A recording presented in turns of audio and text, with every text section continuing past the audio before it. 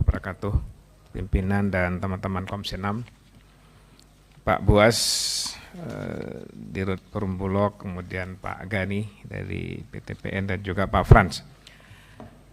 Yang pertama ini berkaitan dengan Bulog, Pak Buas. Sama mungkin kita beberapa setahun yang lalu juga banyak diskusi di Komisi 4 ya. Saya pikir Pak Buas ini termasuk yang sangat keras berbicara berkaitan dengan impor beras dalam hal ini ya. Di satu sisi kita lihat stok beras Perumbulok hari ini berada di 283.883 ton ya. Di sisi lain kalau kita lihat perkembangan impor beras ini kurang lebih sekitar 500 ton ya untuk tahun ini, termasuk kita lihat yang sudah dibagikan kontraknya sesuai dengan yang halaman kedua nih saya lihat nih Pak Buas. Yang menjadi catatan buat saya ini di satu sisi kalau kita lihat kemarin stok beras nasional kan sangat mumpuni Pak Buas.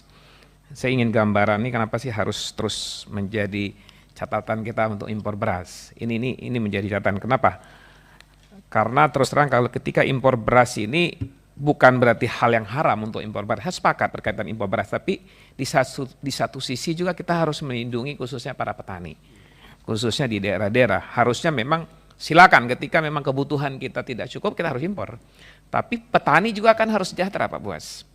Makanya saya bersyukur juga di terakhir saya dengar Bulog sudah diberi keleluasaan untuk membeli harga gabah di atas harga pasar. Tentu saya berharap kondisi seperti ini harus disosialisasikan nih Pak Buas. Dan juga ditugaskan oleh bulog-bulog yang ada di seluruh kabupaten kota untuk membeli gabah. Kalau ini dilakukan saya yakin ini masyarakat diuntungkan, khususnya para petani ya di daerah baik dari Aceh sampai ke Papua. Ini mungkin silakan disampaikan oleh Pak Buas nanti berkaitan dengan harga gabah petani. Kita nggak mau juga terus terang ini kan petani hari ini kan diserbu juga Pak oleh para pengijon-pengijon ini. Kadang-kadang belum panen dia udah dibeli duluan Pak. Jadi sehingga terus terang ya Bulog nggak kebagian Pak. Tapi dengan ada kebijakan baru saya yakin ini juga ada harapan para petani itu menjual gabahnya ke Bulog. Ini silakan nanti Pak Buas seperti apa formatnya. Kita harapkan kalau ini dijalankan saya yakin tidak ada istilah nanti Bulog-Bulog ini kekurangan stok Pak yang ada di gudang-gudang Bulog. Yang kedua juga kita juga nggak mau terjadi over juga Pak. Di beberapa tahun yang lalu yang sampai harus dibuang 20.000 ton. Pak masih ingat kan? Mungkin belum Pak Buas waktu itu saya ingat betul. Artinya kondisi seperti ini kita harapkan tidak terulang kembali. Yang kedua berkaitan ID Food Pak Frans ya. Sangat menarik di sini ID Food berkaitan kelangkaan stok terjadi pada tahun 2022 ya kan, berkaitan dengan rendahnya supply. Artinya dalam hal ini tentu kita melihat berkaitan salah satu harga daging nih Pak Frans ya. Terutama yang di kampung saya Pak di Aceh itu. Di Aceh ini kalau udah jelang lebaran kadang-kadang bisa 180.000 Pak harga daging ini. Ada nggak upaya Pak Fran ini ketika kita lihat, misalnya kita lihat di sini ada beberapa daerah seperti DKI Jakarta, Riau, Kaltara, Kaltim, Babel dan Aceh.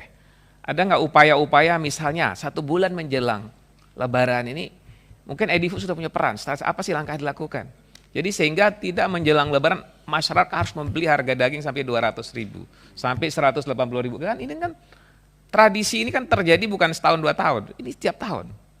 Saya yakin ini biarpun kita lihat di sini ada tindak lanjut oleh Pak Fran, yaitu tahun 2023 Edifu melaksanakan pengadaan daging di awal 2023.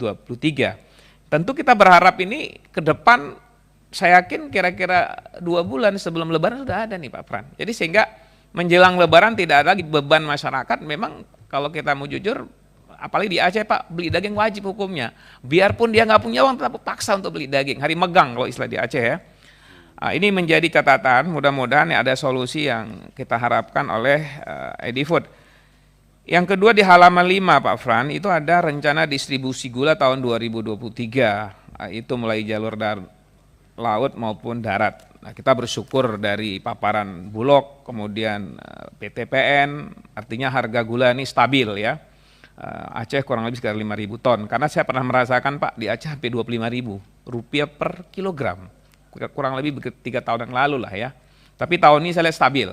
Walaupun ada kenaikan 500 rupiah dari 13.500 ke 14.000 ya. Artinya apa di sini Pak Fran? Ini saya lihat gula ini mudah-mudahan nggak ada kendala ya. Kemudian di halaman 6 di sini saya lihat ada penyaluran bantuan pangan ID Food berupa daging unggas dan juga telur unggas yang diberikan kepada 1.446.008 kepala rumah tangga. Artinya saya ingin dapat gambaran program ini seperti apa sih Pak Fran? Saya juga belum dapat gambaran ya. Kenapa? Karena ini kalau ini betul-betul jalan, saya yakin ini sangat membantu masyarakat di saat-saat menghadapi Hari Raya Idul Fitri maupun di akhir Ramadan. Kemudian terakhir PTPN, Pak Gani. Saya lihat PTPN, kalau ini terjadi saya yakin ke depannya ada harapan Pak. Tidak ada lagi kelangkaan minyak goreng, kelangkaan gula ya. Apalagi kita tahu betul PTN merupakan perusahaan perkebunan terbesar di dunia. Dengan total sawit kurang lebih 608.000 hektar. Artinya apa? Ada harapan baru Pak, kalau memang PTPN masuk ke ranah itu. Kenapa? Karena ini salah satu kan perusahaan BUMN terbesar Pak, bukan hanya di Indonesia, di dunia. Saya ingin dapat gambaran Pak Gani, ini berkaitan dengan komoditas kelapa sawit ya, pengelolaan PTPN untuk ketahanan pangan dan energi. Di sini kita lihat sekitar 20% kebutuhan minyak nasional akan bisa dipenuhi oleh PTPN ya, dengan membangun berbagai pabrik-pabrik baru yang berkaitan minyak goreng. Artinya apa? Kalau ini jalan, hari ini sudah jalan saya lihat. Di beberapa supermarket besar saya lihat harga udah stabil Pak. Jadi masyarakat sudah bisa membeli dengan harga yang sangat relatif sangat cukup stabil lah dengan 13.000 dan sampai 14.000. Saya ingin dapat gambaran dari Pak Gani ini berkaitan yang akan dibangun pabrik minyak goreng ini, termasuk pasarnya Pak seperti apa ke depan. Karena saya lihat brand-brand Bapak di sini ada beberapa saya lihat di sini yang sudah dari PTN, termasuk minyak curah, Salvaco, Nusa Kita, INL maupun minyak kita yang jadi heboh akhir-akhir ini Pak, minyak kita ini kan. Ini terjadi rebutan luar biasa. Tentu yang terakhir saya berharap nih Pak Buas maupun Pak Fran dan Pak Gani, tolong betul-betul Satgas ini bekerja Pak. Saya tahu betul ini banyak sekali menjelang ini kan banyak pengusaha nakal Pak.